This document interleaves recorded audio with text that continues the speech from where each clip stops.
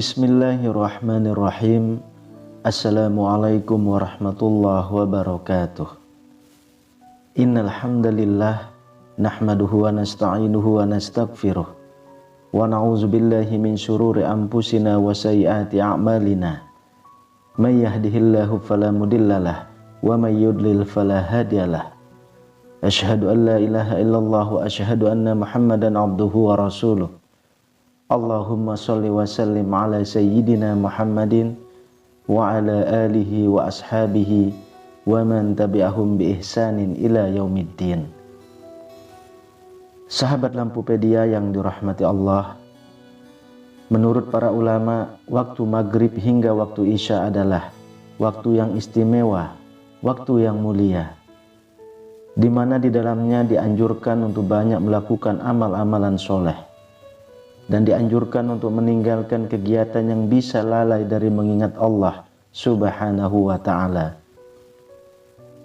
Setelah selesai sholat maghrib, kita baca zikir, dan kita sempurnakan dengan berdoa sesuai kebutuhan dan keperluan kita masing-masing. Jika kita mampu, kita bisa menyelesaikan Al-Quran di setiap malam setelah maghrib. Setiap malam kita membaca 1 juz, sehingga 1 bulan kita bisa menghatamkan Al-Quran. Namun surah pilihan juga bisa kita baca. Setidaknya ada 3 surah pilihan yang bisa kita amalkan pada waktu maghrib, yang memang surah pilihan ini dianjurkan untuk dibaca pada waktu malam. Yang pertama, surah Yasin. Umumnya umat muslim membaca surah Yasin pada malam Jumat. Ternyata surah ini juga dianjurkan untuk dibaca setiap malam, termasuk pada waktu maghrib. Surah Yasin termasuk surah penghapus dosa, yang artinya barang siapa yang mengamalkannya, membacanya, maka akan mendapat ampunan dari Allah Subhanahu wa ta'ala. Imam Ibnu Sunni meriwayatkan hadis yang bersumber dari Sayyidina Abu Hurairah, bahwa Rasulullah SAW bersabda, barang siapa yang membaca surah Yasin di malam hari, pada keesokan harinya ia diampuni. Dan barang siapa yang membaca Hamim, yang di dalamnya disebutkan Duhan, surat Ad-Duhan, pada pagi harinya diampuni. Jadi siapapun yang ingin dosanya diampuni oleh Allah, biasakanlah setelah maghrib untuk mengamalkan surah Yasin. Yang kedua, surah pilihan yang bisa kita amalkan pada waktu maghrib adalah surah Tabarak atau surah Al-Mulk. Surah ini terletak di awal juz 29, sehingga bagi yang ingin mengamalkan bisa langsung ke juz 29. Surah ini cukup masyhur dengan keutamaannya, yaitu penyelamat dari siksa kubur. Siapa yang mengamalkannya kelak akan selamat dari siksa kubur.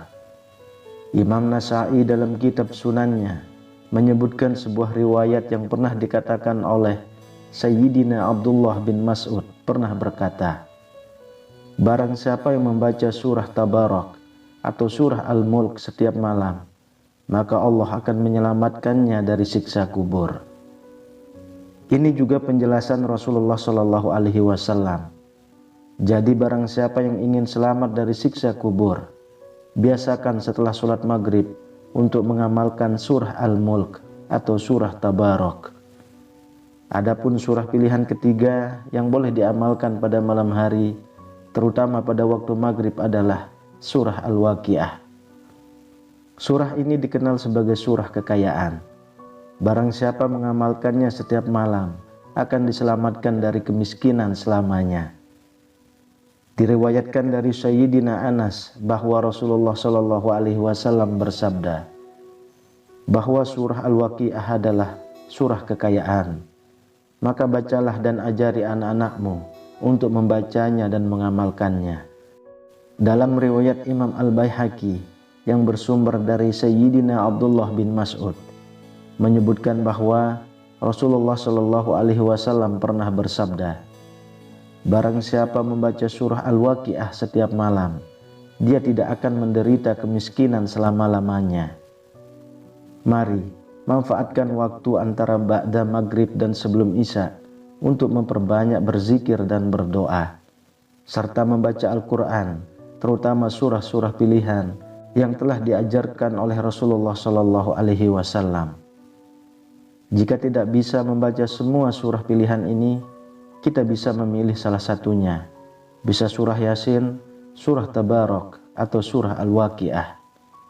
Jika surah-surah pilihan ini juga tidak bisa kita amalkan, paling tidak kita membaca surah pendek, yaitu surah Al-Ikhlas, surah Al-Falaq, dan surah An-Nas. Semoga kita mendapat keutamaannya dan kelak menjadi penolong dan memberi syafaat di hari kiamat. Amin ya rabbal alamin. Assalamualaikum warahmatullahi wabarakatuh.